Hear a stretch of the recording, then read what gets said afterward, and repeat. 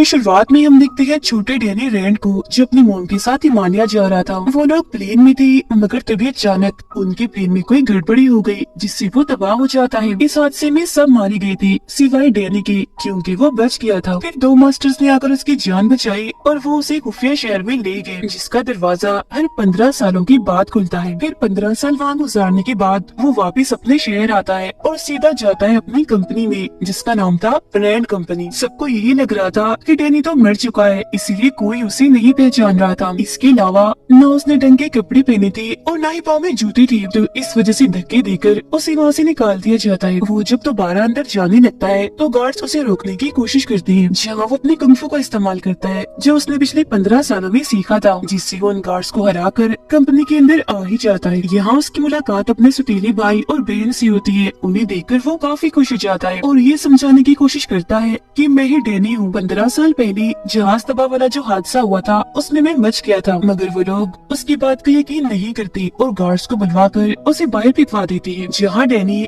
बेघर लोगों के साथ पार्क में रहता है। हालांकि वो परेशान था, मगर फिर भी वो उदास नहीं होता, बल्कि अपने मोबाइल में गाने सुन रहा होता है। फिर अगले दिन वो अपने कुंग फू की प्रैक्टिस कर रहा था, मगर तभी एक लड़की उसे भिखारी समझकर भीख दे देती है। मगर जब डैनी उसे देखता है तो वो उसे काफी पसंद आती है, इसीलिए वो उससे बात करना चाहता है। उस लड़की का नाम कॉलिन था, जो एक चाइनीज लड़की थी और मार्शल आर्ट क्लास के पर्चे हर जगह पर लगा रही थी। डैनी फिर उससे बात करता है और जॉब मांगते हुए कहता है कि मैं मार्शल आर्ट और कुंग फू में काफी माहिर हूँ, तो मुझे रख लो, मैं काफी अच्छे से सबको सिखाऊंगा और ट्रेन करूंगा, जिससे तुम्हारा बिजनेस में डबल हो जाएगा। जिस पर वो मना कर देती है, कहती है ये मेरा बिजनेस है, न कि तुम्हारा, तो तुम इस बारे में मत सोचो। इसके बाद उसका सौतेला भाई एक खुफिया जगह पर जाता है, जहाँ उसकी डैड होती है, और ये बात काफी अजीब थी, क्योंकि उसके डैड तो कुछ सालों पहले कैंसर की वजह से मर गए थे। मगर सच तो ये है कि वो मरी नहीं थी, बल्कि किसी वजह से वो बच गई थी और पीछे से अपनी कंपनी को चला रही थी, मतलब किसी की भी नजर में आए बगैर। जो बात उसे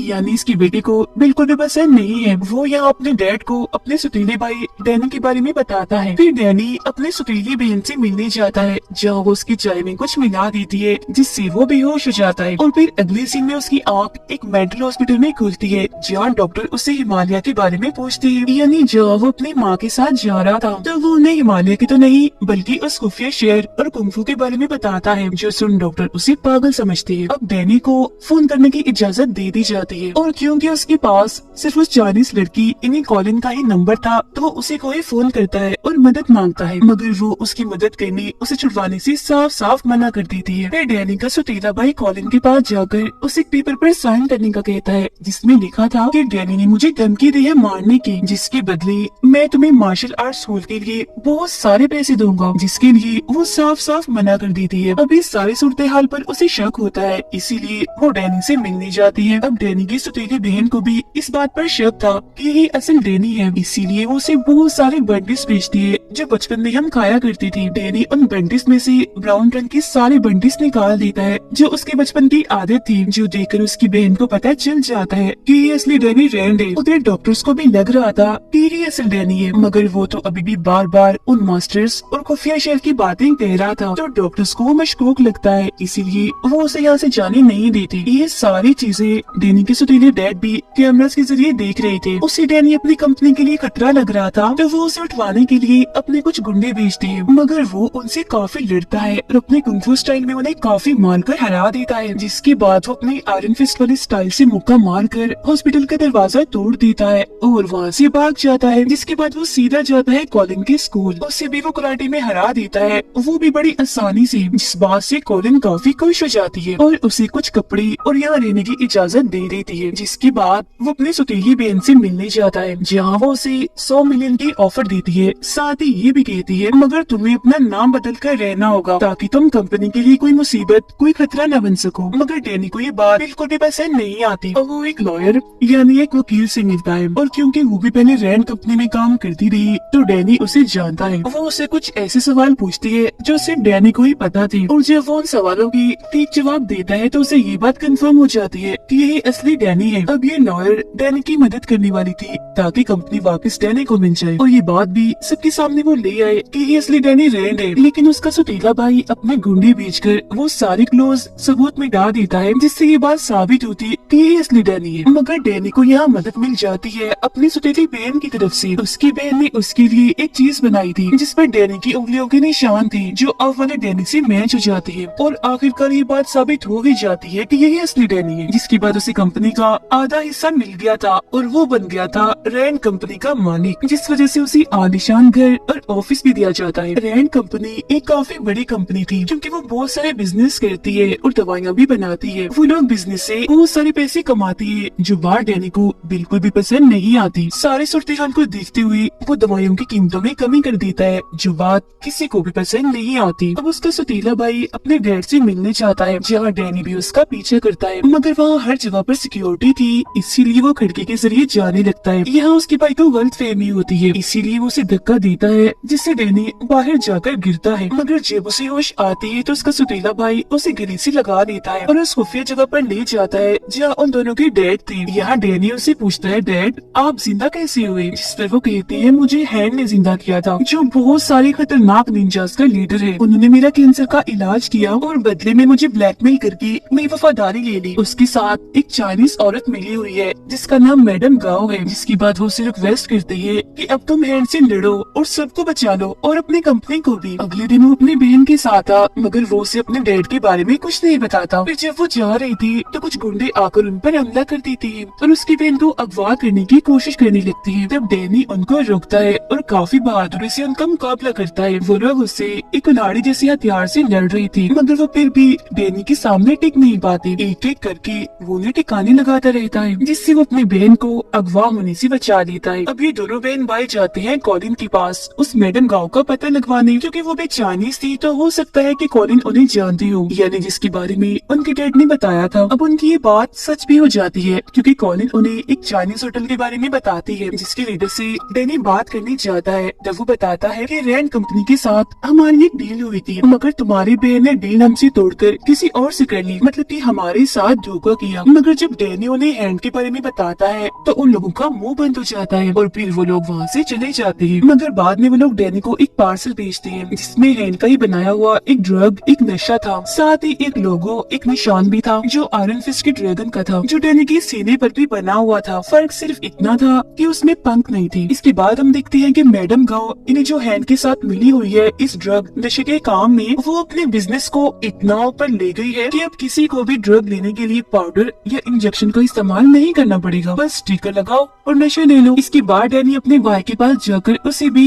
ये ड्रग नशे वाली बात बताता है। जो सुनकर उसका भाई कहता है, ऐसा करते हैं मैं कंपनी संभालता हूँ और तुम ये हैंड वाला, निंजा वाला, इन्हें ड्रग्स वाला मसला समझाओ। डैनी अब कॉलिन से मिलने जाता है जहाँ उसकी मुलाकात एक लड़की से होती है जो एक नर्स थी। इस वक्त वो कॉलिन से कराटे सीखने आई थी। डैनी उन दोनों को रात के खाने पर बुलाता है और उन्हें अपने साथ शामिल होने की ऑफर करता है जिस पर वो दोनों मान भी जाती है और अब ये लोग मिलकर उस ड्रग की तलाश में निकल जाते हैं। वो लोग ड्रग्स हर जगह ढूंढते हैं जो उन्हें नहीं मिलते मगर एक खुफिया जगह पर डैनी को एक केमिस्ट मिल जाता है और ये वही है जो ड्रग्स वाले स्टिकर बनाता है। डैनी उसके गार्ड से लड़ता है जिस दौरान गलती से चाकू उस केमिस्ट को ही लग जाता है, जिसके बाद ही उस केमिस्ट को कॉलिन के स्कूल लाती है और क्योंकि उनके साथ वो नर्स थी तो वो उसकी मरहम पट्टी करके उसे बचाने की कोशिश करती है। केमिस्ट बताता है कि मैं ये ड्रग वाले स्टिकर इसीलिए बनाता हूँ क्योंकि मैडम गाँव के पास मेरी बेटी है जिसे उन्होंने हॉस्टेज यानी बंदी बनाया हुआ है। अब डैनी मैडम गाँव से मिलने जाता है। इन्हें हुई चाइनीज औरत, ये दोनों पानी में हाथ डालकर वादा करते हैं कि हम दोनों लड़ाई करेंगे और जो भी हार गया वो चुपचाप हार मानकर ये शहर छोड़कर चला जाएगा। अब कुंफू की दुनिया में पानी में हार डालने वाला ये पक्का वादा होता है जिसे कोई भी नहीं तोड़ सकता। लड़ाई के पहले मैच में दो निंजास डैनी से लड़ने आते हैं। डैनी बड़ी तेज स्पीड से उनसे लड़ता है और अपनी कुंफू को इस्तेमाल करके उन्हें हरा देता है। दूसरा मैच होता है एक लड़की के साथ जो उसे अपनी जाल में फंसा कर जहर देने की कोशिश करती है मगर डैनी उसकी चाल समझ गया था इसीलिए टांग मार कर वो उसे भी ढेर कर देता है, मतलब हरा देता है। अब तीसरा मैच एक रॉड वाले आदमी के साथ होता है जो काफी बहादुर था। वो रॉड की मदद से जैसे ही उस पर हमला करता है तो डैनी अपनी आयरन फिस्ट वाले स्टाइल में मुक्का मार कर उसके रॉड को तोड़ देता है। उसके हाथ में पीले रंग की रोशनी थी जो उसकी आयरन फिस्ट की पहचान थी। वो उसे फिर जैसे हराने वाला होता है तो मैडम गाओ उस हॉस्टेज लड़की को सामने ले आती है। वो कहती है, अगर तुम ना हारे और तुमने मेरे बंदे को हरा दिया तो मैं केमिस्ट की बेटी यानी इस हॉस्टेज लड़की को मार दूंगी। तब ना चाहते हुए भी डैनी को हारना ही पड़ता है सिर्फ उस लड़की के लिए, जिसका मतलब ये था कि उस गाँव ने अपना वादा तोड़ दिया था और पक्की वादी छोटी वाली सारी बात बकवास है। अब डैनी को गाँव पर इतना गुस्सा आता है कि उस पर हमला करने के लिए जाता है, मगर गाँव कोई आम औरत नहीं थी, उसके पास भी शक्तियाँ थी जिनका इस्तेमाल करके वो डैनी को दूर फेंक के मारती है। अब तो अनजान लोग डैनी के डैड के पास आते हैं और उसकी उंगली काटने की कोशिश करते हैं, क्योंकि वो उसे इस बात की सजा देना चाह रही थी कि तुमने हैंड के बारे में डैनी को बता दिया। मगर उसके डैड यहाँ मुकर जाते हैं, कहते हैं मैं तो डैनी नाम की किसी इंसान को जानता। उसके डैड फौरन उन गुंडों पर हमला कर देते हैं। डैनी भी इनसे लड़ता है और उन्हें मारकर अपने भाई को इनकी लाशों को ठिकाने लगाने का काम देता है। अब अगले दिन डैनी ने अपने सीनियर्स को एक खत देना था जो बहुत जरूरी था, मगर वो खत की बजाय उन्हें अपना लेक्चर देता है जिसमें वो उन्हें उस खुफिया जगह जहाँ उसने बचपन गुजारा और मास्टर्स के बारे में बताता है। तब इस बात से गुस्सा होकर सीनियर्स उन तीनों बहन भाइयों को ही कंपनी से हटा देती है। इस बात से डैनी की बहन को काफी बुरा लगता है और वो कंपनी के लिए लड़ना चाहती थी, जबकि उसका भाई तो छुट्टियों पर जाने का प्लान कर रहा था। लेकिन जब वो अपना बैंक अकाउंट देखता है तो वो जीरो था, क्योंकि उसके डैड ने उसके सारे पैसे ले लिए थे ताकि वो यहाँ से कहीं न भाग सके। उसे इस बात से काफी गुस्सा आ गया था, इसीलिए अपने डैड पर चाकू से हमला कर देता है और उन्हें उसी गटर में फेंक देता है जहाँ डैनी के कहने पर गुंडों को फेंका था। अब डैनी को अपने डैड पर ही शक होने लगा था, इसीलिए वो उनके बारे में छानबीन करता है, जिससे उसे पता चलता है कि उसके डैड की चाइना में एक कंपनी है जो अभी हैंड चला रहा है। जिसके बाद वो प्लेन के जरिए चाइना पहुंचकर सीधा उस कंपनी में आ जाते हैं। यहाँ पर मैडम गाओ भी थी। अब कॉलिन एक औरत के साथ बड़ी जबरदस्त तलवारबाजी कर रही थी, जिसके अंदर बार बार कॉलिन ने उसे हरा रही थी। डैनी भी एक आदमी से लड़ता है और उसे काफी मारता है, फिर वो उन्हीं की तलवारों को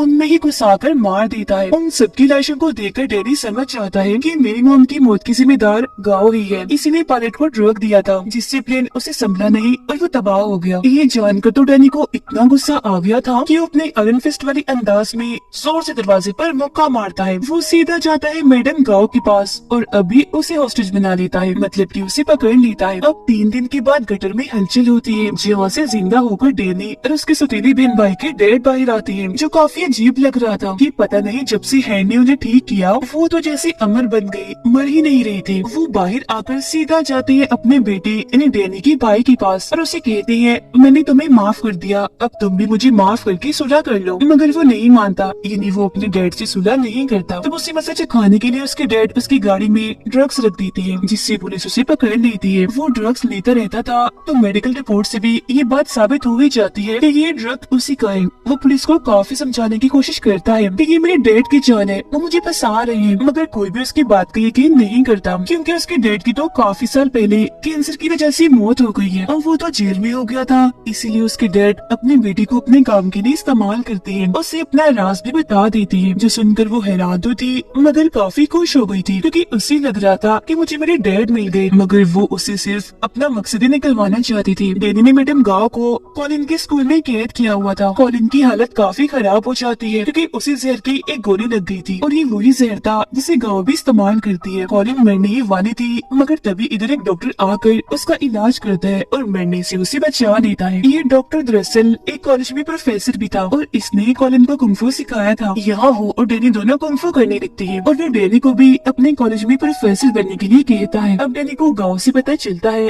कि ये डॉक्टर ठीक नहीं है, क्योंकि ये भी हैंड के लिए काम करता है। ये सुनकर डैनी को काफी अजीब लगता है, इसीलिए वो उनके सिस्टम को चेक करने जाता है, जहाँ उसे बहुत सारे कंप्यूटर्स मिलते हैं। उसे समझ नहीं आता कि ये यहाँ क्यों है, मगर वो ये सोचकर उन्हें तोड़ने लगता है कि ये हैंड के हैं तो बुरे ही होंगे। मगर तभी इधर वही डॉक्टर आ जाता है, कहता है ओ पागल, ये क्या किया, मेरी सारी फेवरेट मूवीज थी इसमें जिसे तुमने तोड़ दिया। जिसके बाद इन दोनों में लड़ाई होने लगती है, जिस लड़ाई के दौरान यहाँ एक लड़का आ जाता है जो दरअसल डैनी का ही साथी था, इसीलिए उसके साइड से डरने लगता है। ये असल में डैनी के साथ उसी खुफिया जगह में रहा है। वो वहाँ डॉक्टर की बहुत सारे गुंडों को मारते हैं, मगर जब यहाँ से निकलने की कोशिश करते हैं तो सारे दरवाजे बंद कर दिए गए थे, इसीलिए वो यहीं फंस जाते हैं। अब डॉक्टर अपने बहुत सारे कुंफू के माहिर लोगों को डैनी से लड़ने भेजता है। डैनी भी यहाँ अपनी आयरन फिस्ट को ऑन करने की कोशिश करता है, मगर अब की बार आयरन फिस्ट वाला रूप उसके अंदर नहीं आता। मगर फिलहाल उसे इसकी जरूरत थी भी नहीं, क्योंकि वो वैसे भी काफी बहादुर था और ऐसे मामूली कुंफू के माहिर उसका कुछ बिगाड़ नहीं सकती थी। कॉलिन डैनी की मदद करती है, सारे दरवाजे खोल देती है, जहाँ डैनी का साथी उसे कहता है वापस उस खुफिया शहर में आ जाओ जो मास्टर्स रहती है जिन्होंने बचपन में तुम्हारी जान बचाई, क्योंकि यही आयरन फिस्ट का काम होता है उस युवा की हिफाजत करना। उधर डैनी के डैड को जब ये बात पता चलती है कि हैंक हमारे ही बैंक अकाउंट इस्तेमाल कर रहा है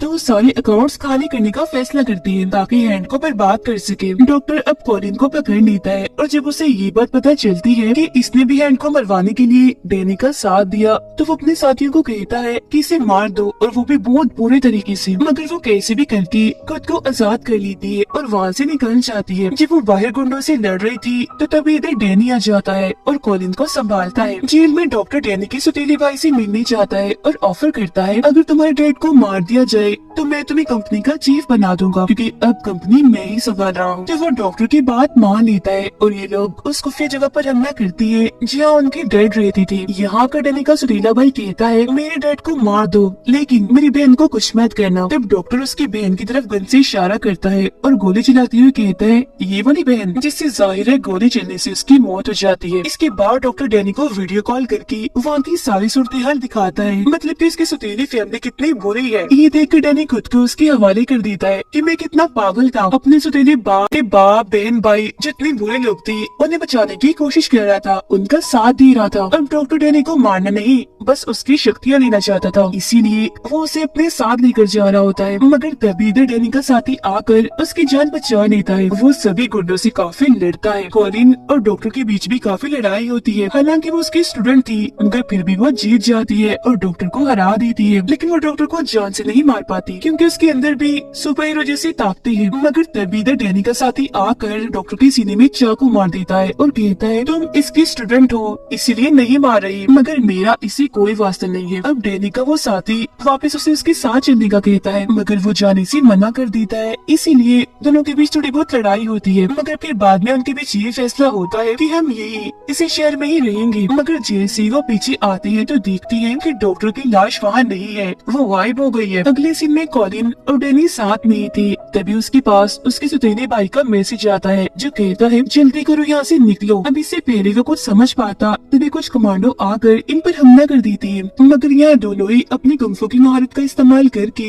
सभी को काफी मारते हैं और आखिरकार बच जाते हैं। अब यहाँ पता चलता है कि हैंड और कोई नहीं बल्कि डॉक्टर था, मगर क्योंकि वो तो मर गया था इसलिए कंपनी संभालने वाला कोई नहीं था। लेकिन फिर सबको हैरान करते हुए यहाँ वापिस से डैनी का सौतेला बाप आ जाता है। जी हाँ बिल्कुल, वो मरा नहीं था बल्कि हमेशा की तरह दोबारा से जिंदा हो गया था और सारे उल्टे कामों के पीछे उसका ही हाथ था और वो खुद भी हैंड के साथ मिला हुआ था। सारी सच्चाई जानने के बाद डैनी अपने सौतेले डैड जो असली विलन था उसे लड़ने चाहता है, मगर वो भी चुप बैठने वाला कहाँ था। उसने भी सारी तैयारी की हुई थी डैनी को रास्ते से हटाने की, मगर इसके बावजूद भी डैनी ऑफिस की खिड़की तोड़कर अंदर आ ही जाता है, वो भी अपने आयरन फिस्ट वाले रूप में और बिल्कुल वैसे अंदाज में। पीछे से कॉलिन डैनी के सौतेले भाई को मारने जाती है मगर वो बच जाता है क्योंकि ठीक वक्त पर वो पीछे मुड़ गया था। अब यहाँ डैनी अपनी फुल ताकत का इस्तेमाल करके जोर से अपना आयरन फिस्ट वाला मुक्का जमीन पर मारता है जिससे सारे लोग और टूटे हुए शीशे के टुकड़े हवा में उड़ने लगते हैं। उधर डैनी के भाई को भी अपने डैड के खिलाफ सबूत मिल गए थे। उनका सौतेला बाप जब वहाँ से भागने की कोशिश करता है तो डैनी उसका पीछा करता है। जहाँ दोनों एक दूसरे से